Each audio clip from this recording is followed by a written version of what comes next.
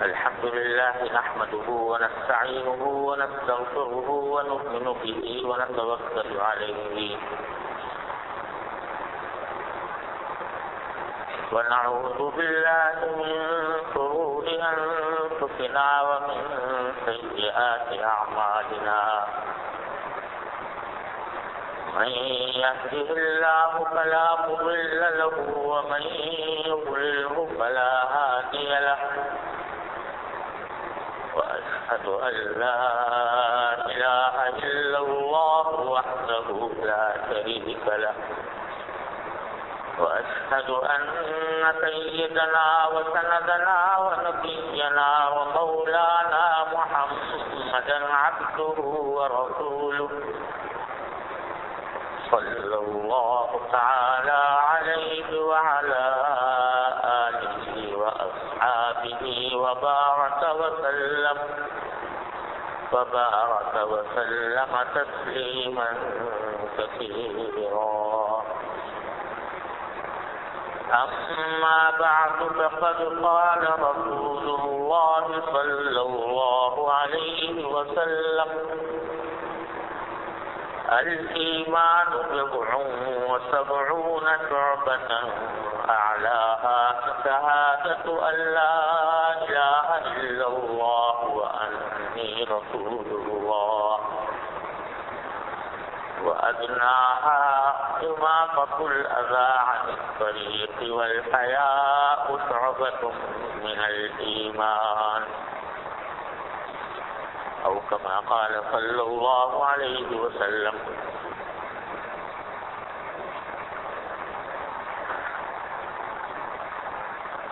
رمضان المبارک کے وقفے کے بعد آج اللہ تبارک و تعالیٰ کے نام پر اس ہفتہ وار مجلس کا آغاز ہو رہا ہے.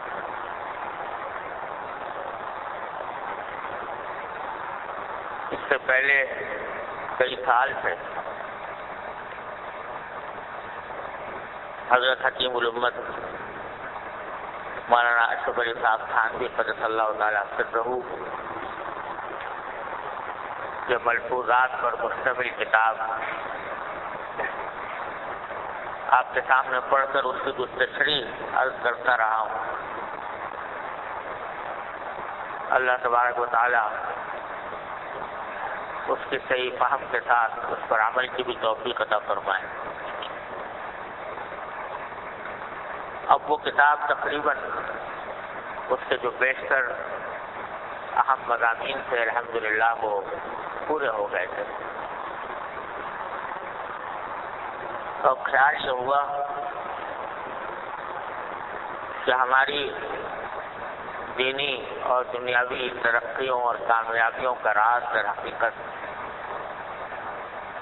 حضور نبی کریم سرور دو عالم صلی اللہ علیہ وسلم کی سنت میں ہے اور آپ کے ارشادات. اس لیے یہ خیال ہوا کہ اتوار کی اس مجلس میں سرکار دو عالم صلی اللہ علیہ وسلم کی احادیث کا بیان کچھ شروع کیا جائے.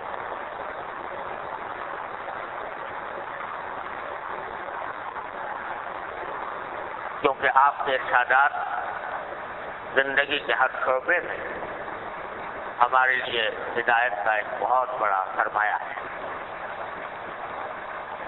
تو آج سے اللہ کے نام پر وہ سلسلہ شروع کر رہے ہیں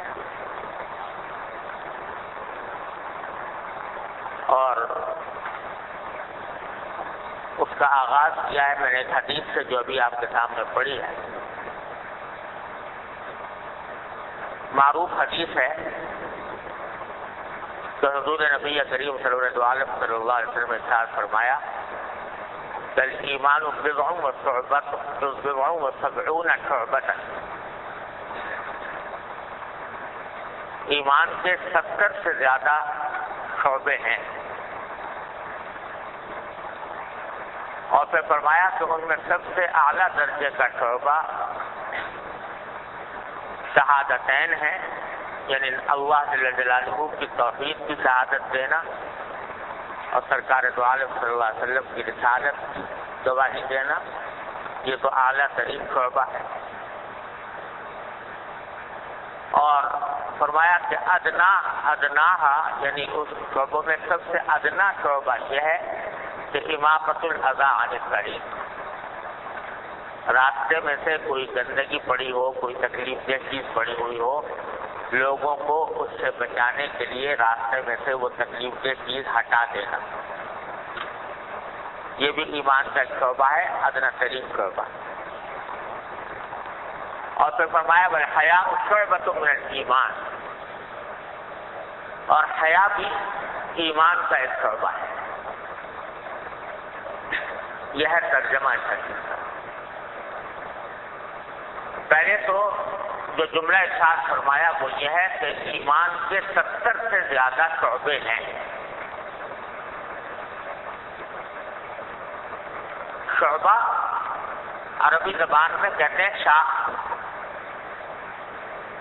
جیسے درخت کی کوئی شاخ ہوتی ہے اس کو شعبہ کہا جاتا ہے۔ تو جب یہ فرمایا کہ ایمان کے 70 سے زیادہ شعبے ہیں، یعنی ایمان کی 70 سے زیادہ شاخیں ہیں۔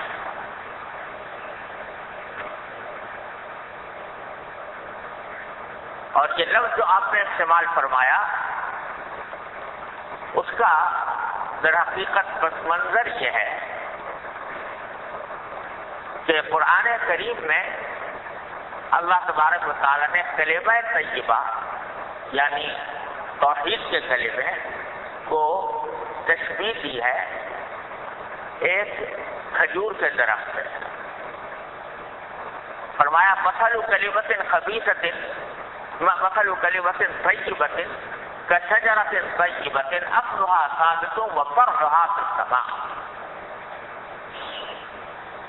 کہ کلمہ طیبہ یعنی ایمان کا کلمہ، اس کی مثال ایسی ہے جیسے ایک پاکیزہ درخت، اور اس پاکیزہ درخت سے مراد احادیث کی روشنی میں یہ معلوم ہوتا ہے کہ مراد سے کھجور کا درخت ہے۔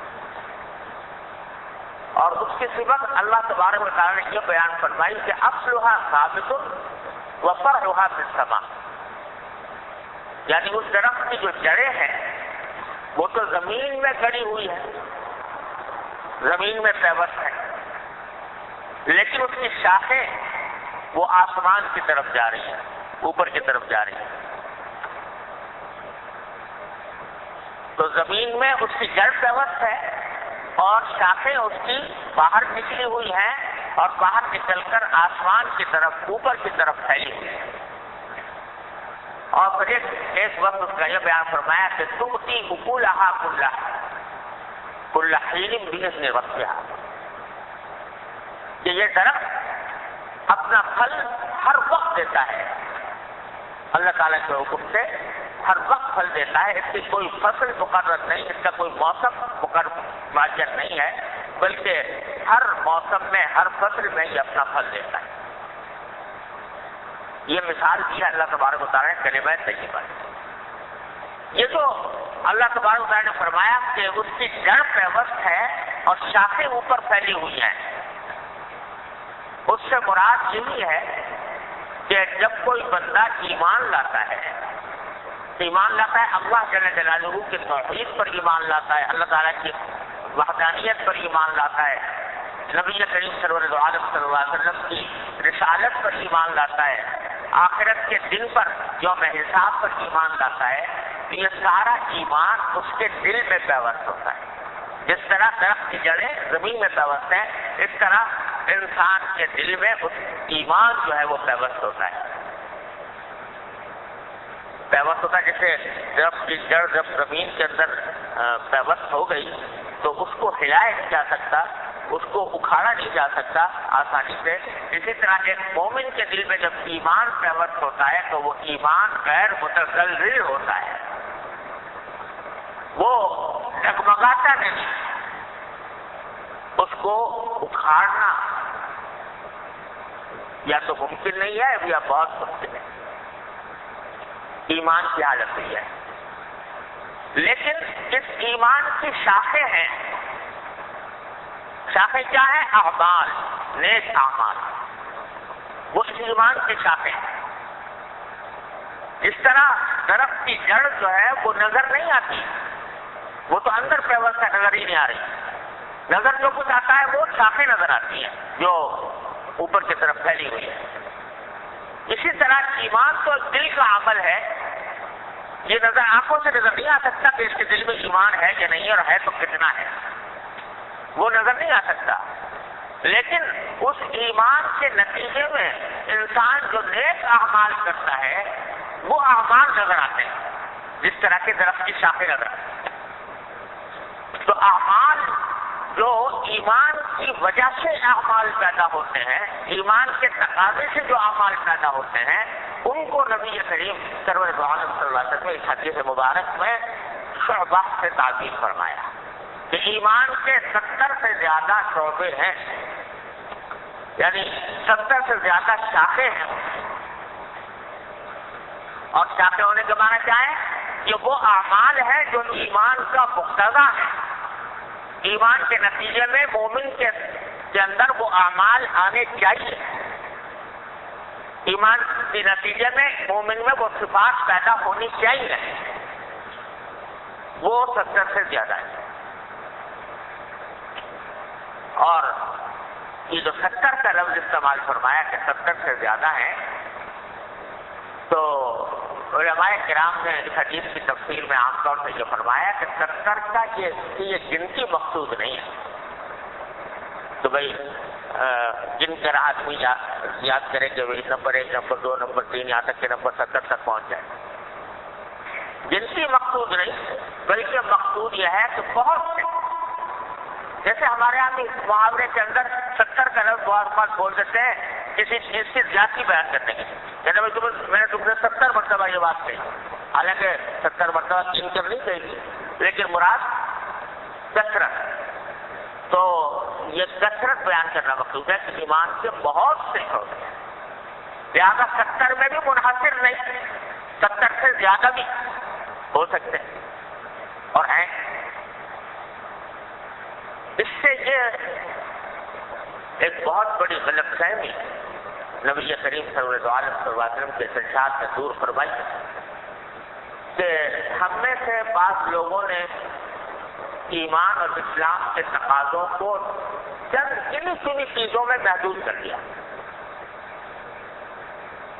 مثلا عبادات میں تو بس عبادت ہے تو ایمان کا تقاضا ہے، نماز ہے، روزہ ہے، حج ہے، زکوٰۃ ہے، عمرہ ہے، تلاوت ہے، ذکر ہے، تسبیح ہے. اور ہمارے ماحول کے اندر اس میں کچھ شکل و صورت کے ظاہری تقاضے بھی شامل ہو گئے کہ داڑھی ہے، کرتا ہے، پاجامہ ٹخنوں سے اونچا ہے، وغیرہ وغیرہ. ان چیزوں کو بس سمجھ لیا کہ یہ ایمان ہے. اور ایمان کے جو دوسرے تقاضے تھے اور ایمان کے نتیجے میں جو دوسری صفات پیدا ہونی چاہیے تھی، ان کو گویا ایمان کا اور اسلام کا حصہ ہی نہیں سمجھا، ان کو بالکل خارج کر دیا اپنے ایمانی زندگی.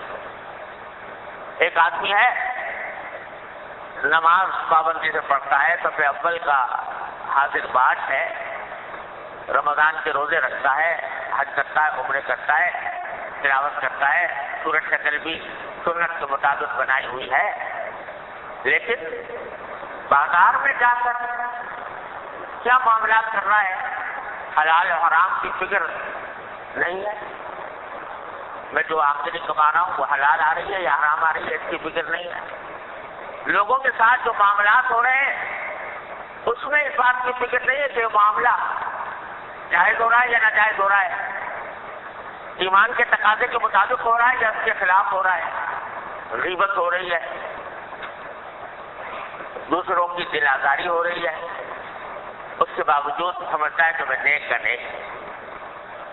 تو یہ غلط فہمی نبی کریم صلی اللہ علیہ وسلم نے اس ارشاد میں دور فرمایا کہ نہیں، ایمان کے بہت سے شعبے ہیں.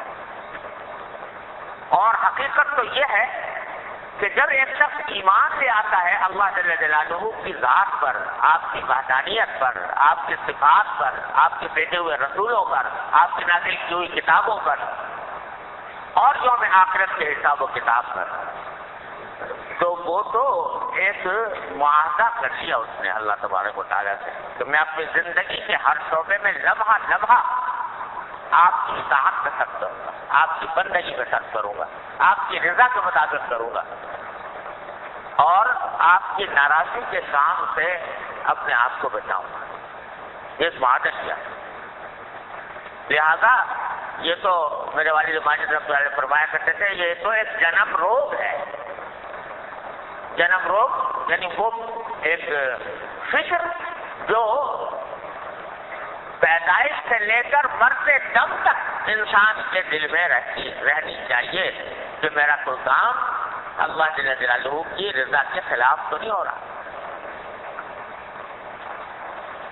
تو یہ 70 سے زیادہ شعبے ہیں جو ایمان کے تقاضے ہیں، اور علماء کرام نے شعبوں کی تفصیل بیان کرنے کے لیے اور حضور اکرم صلی اللہ علیہ وسلم سے ارشادات کی روشنی میں بیان کرنے کے لیے کتابیں ہیں۔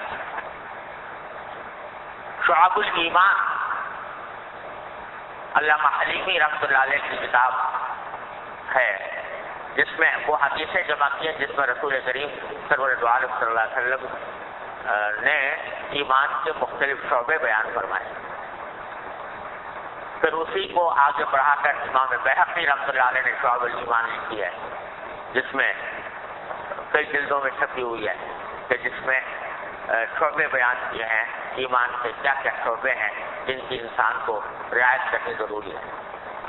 صرف مسجد میں نہیں، گھر میں جا کر دوستوں عزیزوں اقارب سے ملتے وقت بھی، بیوی بچوں کے ساتھ معاملہ کرتے وقت بھی، بازار میں خرید و فروخت کرتے وقت بھی، ہر لمحے میں انسان سے ایمان کچھ تقاضا کرتا ہے۔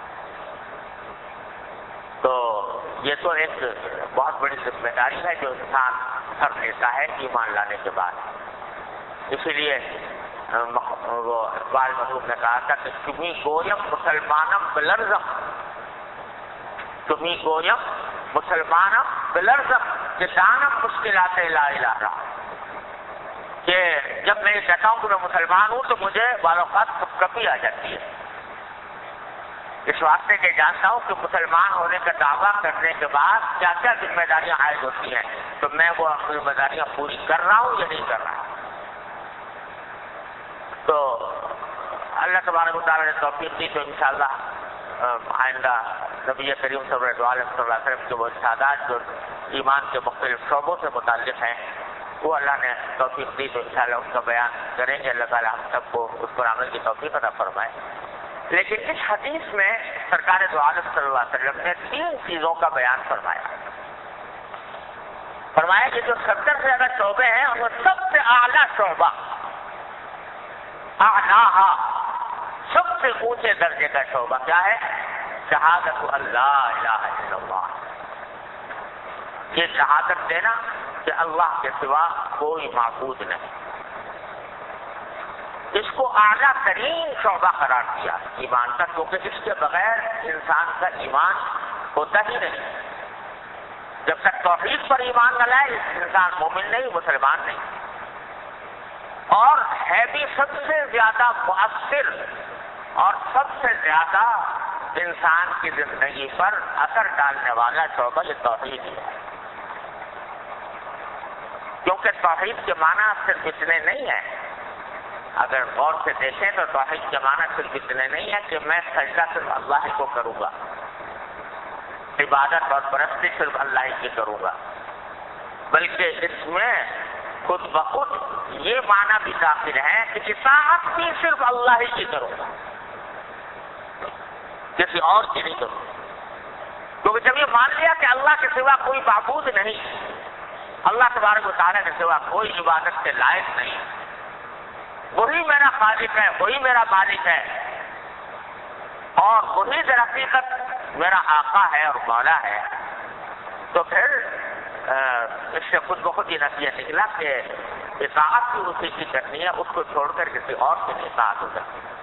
لہٰذا جو کوئی شخص کوئی ایسی بات کرنے کو کہے جو اللہ کے حکم کے خلاف ہو وہ چھوڑ دوں گا اور اللہ ہی کی اطاعت کروں گا۔ یہ اتنا بڑا زبردست معاہدہ ہے جو انسان لا الہ الا اللہ کے وقت کرتا ہے. اس لیے فرمایا کہ اعلیٰ ترین شعبہ یہ شہادت لا الہ الا اللہ. اور پھر فرمایا وَأَدْنَاهَا إِمَاطَةُ الْأَذَىٰ عَنِ الطَّرِيقِ کہ ادنا شعبہ ایمان ہی کا ادنا شعبہ کیا ہے؟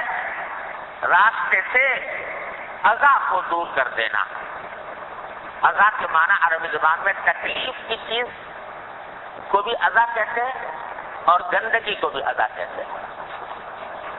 اور گندگی اگر ترجمہ کریں تو زیادہ عام ہوگا اس واسطے سے جو گندگی ہوتی ہے وہ بھی انسان کو تکلیف میں مبتلا کرتی ہے، تکلیف پہنچاتی ہے. تو راستے سے گندگی کو دور کر دینا یا راستے سے کوئی تکلیف دہ چیز ہٹا دینا. راستے میں آپ جا رہے ہیں، کوئی کانٹا پڑا ہوا ہے، اندیشہ ہے کہ کسی کا پاؤں اس پر پڑ جائے گا تو وہ اس کو زخمی کر دے گا، یا گندگی پڑی ہوئی ہے جس سے اندیشہ ہے کہ یہ بدبو پھیلے گی اور وہ گزرنے والوں کے لیے تکلیف کا سبب بنے گی، تو اس کو دور کر دینا یہ بھی ایمان کا شعبہ ہے. سرکار دو عالم صلی اللہ علیہ وسلم اشارہ اس طرف فرما دیا کہ ایمان کے تقاضوں میں صرف یہ نہیں ہے کہ اللہ جل جلالہ کے حقوق ادا کرنے ہیں، بلکہ ایمان کے تقاضوں میں یہ بات بھی داخل ہے کہ اللہ کی مخلوق کے تقاضے، مخلوق کے بھی خیر خواہی اور مخلوق کے حقوق کی ادائیگی بھی ایمان کے تقاضوں میں شامل ہے. میرے شیخ حضرت عارفی قدس اللہ تعالیٰ سرہ یہ فرمایا کرتے تھے کہ جب کوئی شخص یہ دعویٰ کرے کہ میں اللہ تبارک و تعالیٰ سے محبت کرتا ہوں، اللہ تعالیٰ سے محبت کا دعویٰ کرے، تو یہ دعویٰ اس وقت تک سچا نہیں ہو سکتا جب تک کہ وہ اللہ جل جلالہ کی مخلوق کے ساتھ محبت نہ کرے. اور وہ تو ہمارے حضرت فرمایا کرتے تھے اللہ تبارک و تعالیٰ جو فرما رہے ہیں کہ اگر مجھ سے محبت کرتے ہو تو مجھ سے کیا محبت کرو گے؟ یہ تو میری مخلوق کے ساتھ محبت کر کے دکھاؤ، ان کے ساتھ خیرخواہی کا معاملہ کر کے دکھاؤ تو پتہ چلے گا کہ تمہیں میرے ساتھ محبت ہے. اور اسی لیے ابھی کچھ دن پہلے درس حدیث میں آپ نے حضرت صدر صاحب لوگ نے حدیث سنائی تھی مسلسل بالاولیہ کہ سب سے پہلے جب کوئی شاگرد جاتا تھا کسی استاد کے بعد حدیث پڑھنے کے لیے تو سب سے پہلے جو حدیث سنائی جاتی تھی وہ یہ حدیث تھی کہ رسول کریم صلی اللہ علیہ وسلم فرمایا کہ الراحمون یرحمہم الرحمن تبارک و تعالی، رحم کرنے والوں پر رحمان رحم کرتا ہے. رحمان اسی پر رحم کرتا ہے جو دوسروں پر رحم کرے. ارحموا من فی الارض یرحمکم من فی السماء، تم زمین والوں پر رحم کرو تو آسمان والا تم پر رحم کرے. یہ الفاظ ارشاد فرمائے سرکار دو عالم صلی اللہ علیہ وسلم. سب سے پہلا سبق جب کوئی طالب علم حدیث پڑھنے جاتا تھا سب سے پہلا سبق یہ دیا جاتا تھا، رحمت کا سبق، خیر خواہی کا سبق کہ اب مخلوق کے ساتھ خیر خواہی سے پیش آؤ، مخلوق کے اوپر رحمت کرو اور اس کا ادنا شعبہ یہ ہے کہ کم از کم تکلیف سے بچاؤ. ادنا اماطۃ الاذی عن الطریق. اب اندازہ لگاؤ کہ جب حکم یہ دیا جا رہا ہے ایمان کے لحاظ، ایمان کے تقاضے کے طور پر کہ اگر راستے میں کوئی تکلیف دہ چیز پڑی ہوئی دیکھو تو اس کو ہٹا دو، جب اس کا حکم دیا جا رہا ہے تو تکلیف دہ چیز کو راستے میں ڈالنا یہ کتنا بڑا گناہ ہو. اور یہ نہیں کہ صرف یہ اخلاقی طور پر ایک بری بات ہے، یہ دین کے اور ایمان کے تقاضوں کے خلاف ہے کہ انسان یہ کام کرے کہ وہ راستوں پر پڑی ہوئی راستے میں گندگی پھیلائے. آج افسوس ہے کہ ہم نبی کریم صلی اللہ علیہ وسلم کی ہدایات کو اپنے پاس رکھ دینے کے باوجود دن رات ان احکام کی خلاف ورزی کرتے ہیں. جہاں چاہے تھوک دیا، جہاں چاہا گندگی پھیلا دی، جہاں چاہا غلاظت پھیلا دی، ماحول کو گندا کر دیا، خراب کر دیا. یہ سب نبی کریم سرور عالم صلی اللہ علیہ وسلم کی تعلیمات کے مطابق ایمان کے تقاضوں کی خلاف ورزی. ایک حدیث میں رسول کریم صلی اللہ علیہ وسلم نے کہا فرمایا کہ نصفوا افنیتکم، یعنی یہ فرمایا کہ گھر کی صفائی تو انسان کو کرنی چاہیے، جہاں رہتا ہے اس کو صاف ستھرا رکھنا چاہیے، لیکن فرمایا کہ نہیں، صرف گھر کا صاف رکھنا کافی نہیں، نصفوا افنیتکم، تمہارے گھر کے ارد گرد جو ماحول ہے اس کو بھی صاف ستھرا رکھنا، وہ بھی تمہاری ذمہ داری ہے کہ تمہارے گھر کے باہر کوئی ایسا کچرا پڑا ہوا نہ ہو، ایسی گندگیاں پڑی ہوئی نہ ہو جو گزرنے والوں کے لیے یا آس پاس رہنے والوں کے لیے تکلیف کا سبب ہو یا ان کی نفرت کا سبب ہو، ان کے لیے پریشانی کا سبب ہو، ان کو ختم نصفوا افنیتکم. بلکہ اس زمانے میں صورت حال یہ تھی کہ آپ نے اسی حدیث کے ساتھ یہ بھی فرمایا تھا کہ یہودیوں جیسے نہ بنو، کیونکہ یہودیوں کے بارے میں یہ بہت زمانے میں مشہور تھا کہ وہ گندے لوگ ہیں، اپنے گھروں کو صاف ستھرا نہیں رکھتے، گھروں کے باہر کچرا پھینکتے رہتے ہیں اور گندگی پھیلاتے رہتے ہیں. تو یہ یہودیوں کا کام تھا. نبی کریم صلی اللہ علیہ وسلم فرمایا کہ ویسے یہودی نہ بنو بلکہ مسلمان بنو، اور مسلمان بننے کا تقاضا یہ ہے کہ خود بھی صاف ستھرے رہو، اپنے گھروں کو بھی صاف ستھرا رکھو، اپنے گھروں کے ماحول کو بھی صاف ستھرا رکھو. افسوس ہے کہ آج معاملہ بالکل الٹا ہو. اللہ، ہمارے حضرت والد صاحب رحمۃ اللہ علیہ بڑا عبرتناک قصہ سنایا کرتے ہیں، پتہ نہیں کتنی مرتبہ ان سے مجالس میں سنا کہ دہلی میں ایک انگریز تھا، وہ مسلمان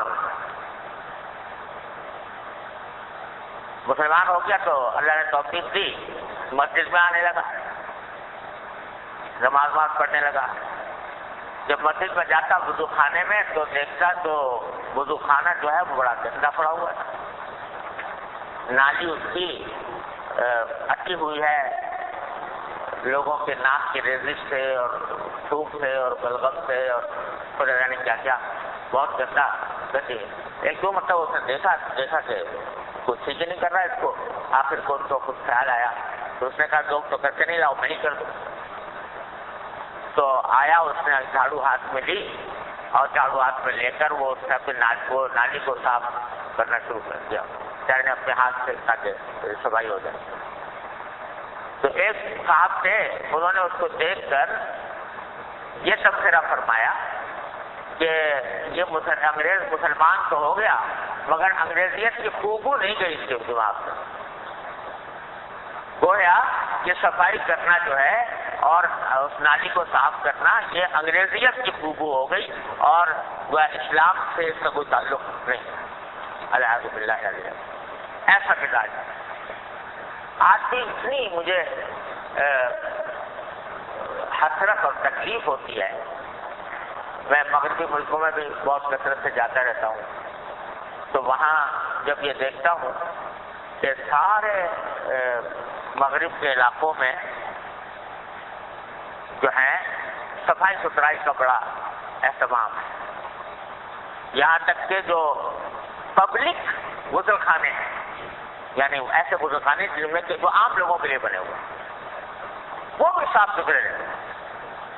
اس کے اندر بھی داخل ہو کر کوئی گندگی کا احساس نہیں ہوتا، صاف ستھرے رہتے ہیں.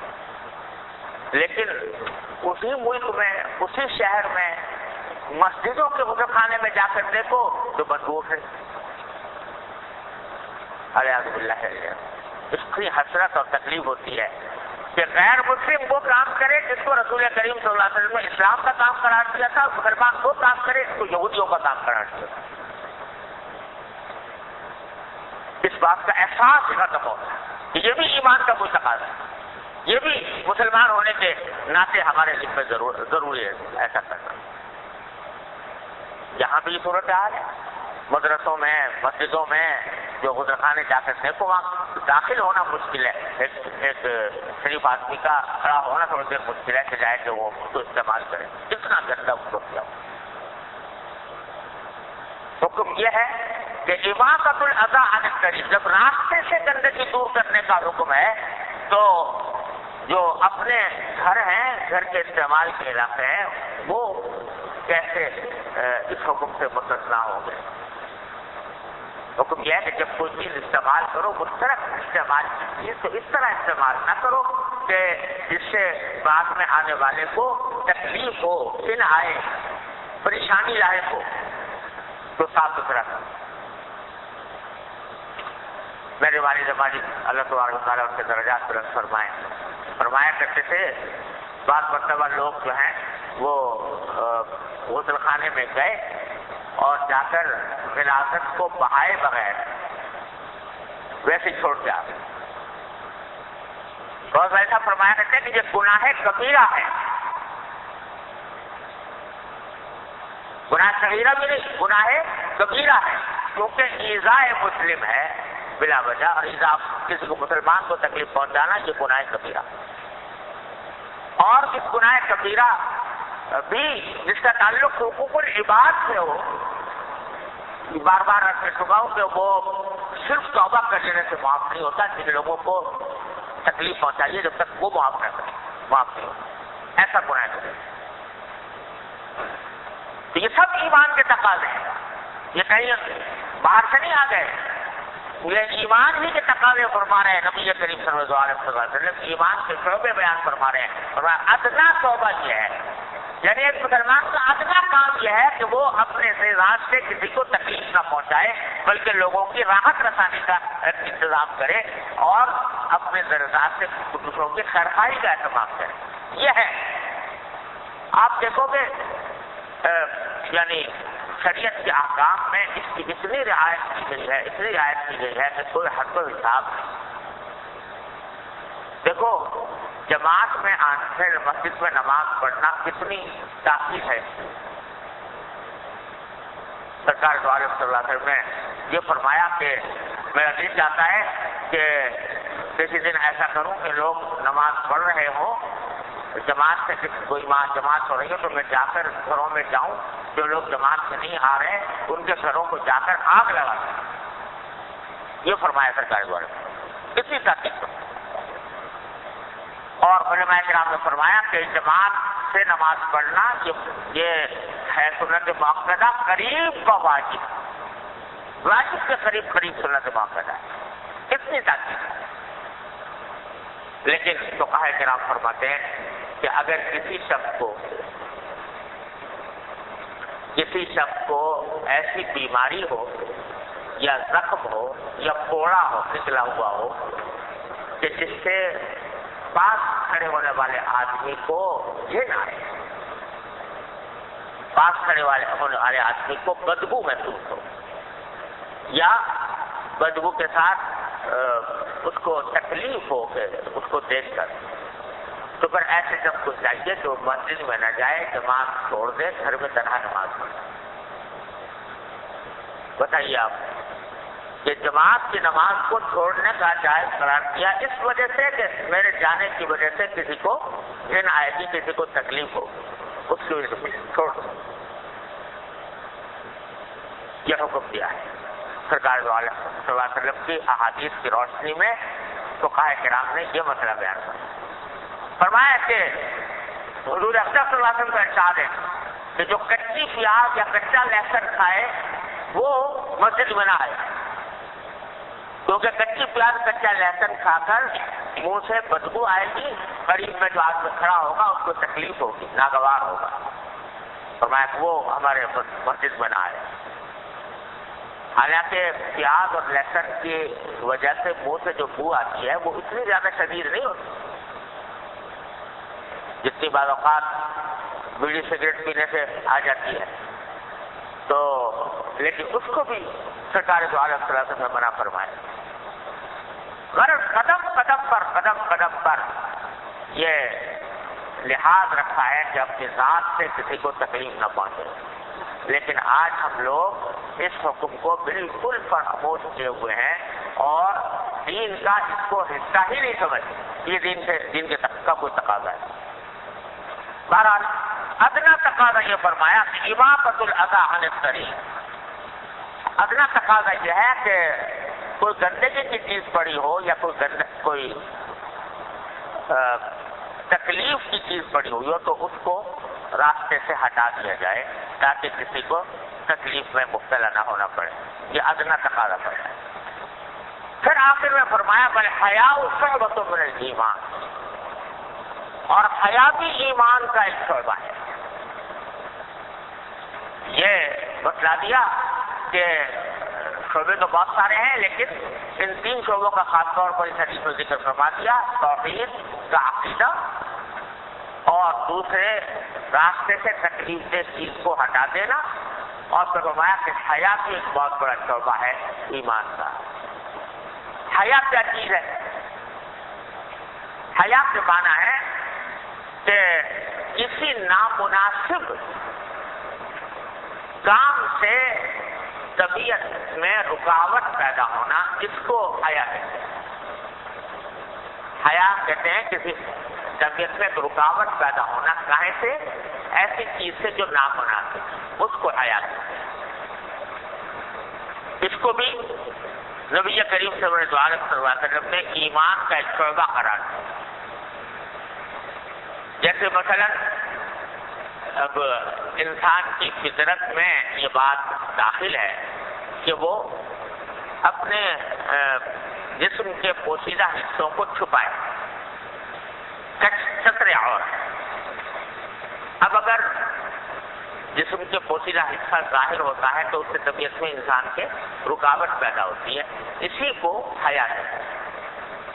یہ حیا فرمایا کہ ایمان کا شعبہ ہے. یہ حیا ہر اس کام سے حیا جو نامناسب ہو، اس کو حیا سے قابل فرمایا، اس کو ایمان کا شعبہ قرار دیا. لیکن نامناسب اور غلط کام سے رکاوٹ پیدا ہونا، اس سے مراد یہ ہے کہ جو کام شرعاً اور طبعاً اور عقلاً نامناسب ہیں، ان سے رکاوٹ پیدا ہونا، یہ ہے حیا. اور یہ قابل تعریف صفت ہے، اور ایسی صفت ہے کہ یہاں پر ایک حدیث میں فرما دیا کہ اذا فاتک الحیاء فافعل ما شئت، اگر تم سے حیا جاتی رہے تو پھر جو چاہو کرتے پھرو، پھر تم کو ایک جانور بن گئے، جو چاہو کرو جب حیا بہت ہو گئی. لیکن آج بعض اوقات حیا جو ہے وہ ایسے کاموں سے ہوتی ہے جو ہیں تو ٹھیک اچھے کام ہیں، لیکن معاشرے نے ان کو غلط قرار کیا ہوا ہے، تو ایسی حیا کا اعتبار نہیں کریے. ایسی حیا کا کوئی اعتبار نہیں. دیکھو ابھی میں کہہ رہا تھا کہ انسان کی فطرت یہ ہے کہ اپنے پوشیدہ حصوں کو چھپائے. آج کی نئی مغربی تہذیب میں جو ہے وہ الٹا ہی ہو گیا کہ برہنگی کو قابل تعریف قرار دے دیا گیا. ایسے ایسے جزیرے ہیں کہ جہاں لباس پہن کر جانا ہی حرام ہے. ایسے جزیرے پائے جاتے ہیں امریکہ میں، وہاں داخل نہیں ہو سکتا مسلم لباس پہن، مرد ہو یا عورت. اعوذ باللہ. وہاں اگر لباس والا پہنچ جائے گا اس کو حیا ہے، تو یہ حیا کوئی معتبر نہیں. یا شریعت نے کوئی حکم دیا ہے کہ بھائی نماز پڑھو، تلاوت کرو مثلا، اور کوئی کسی آدمی کو اس سے شرم آ رہی ہے، شریعت نے حکم دیا ہے کہ بھائی داڑھی رکھو، لیکن اب آدمی شرما رہا ہے داڑھی رکھتے ہوئے اس وجہ سے کہ ماحول کا اثر ایسا ہے، ماحول میں نقو بن جاؤں گا، ماحول والے مجھے کیا کہیں گے اور مجھے نام رکھیں گے. یہ حیا کا کوئی اعتبار نہیں. یہ حیا تو حیا نہیں ہے، یہ در حقیقت حیا نہیں ہے، بلکہ یہ ایک ایسی غیر انسانی آزادی ہے کہ جس کی کوئی پرواہ کرنے کی ضرورت نہیں. بہت سے لوگ ہوتے ہیں جو دین کی طرف آنا چاہتے ہیں، لیکن دین کے کاموں کے اوپر عمل کرتے ہوئے ان کے دل میں یہ خوف اور یہ شرم لاحق ہوتی ہے کہ بھائی معاشرے میں اجی دنیا ہی ایسی چل رہی ہے، اب کیا کریں، دنیا والے کیا کہیں گے، یہ کریں گے. ارے دنیا والے کو کہنے کو جو کچھ کہا کریں، لیکن یہ دیکھو کہ دنیا کا بنانے والا کیا کہتا ہے. اب اس کے سامنے جب حاضری ہوگی تو کیا جواب دو؟ کس کی فکر کرو؟ وہ ہے حیا. اللہ تبارک و تعالیٰ سے حیا کرو, اللہ تبارک و تعالیٰ کی سے شرم رکھو کہ وہ اس کو کیا جواب دینا ہوگا. اس حیا کو فرمایا کہ یہ ایمان کا ایک عظیم شعبہ ہے.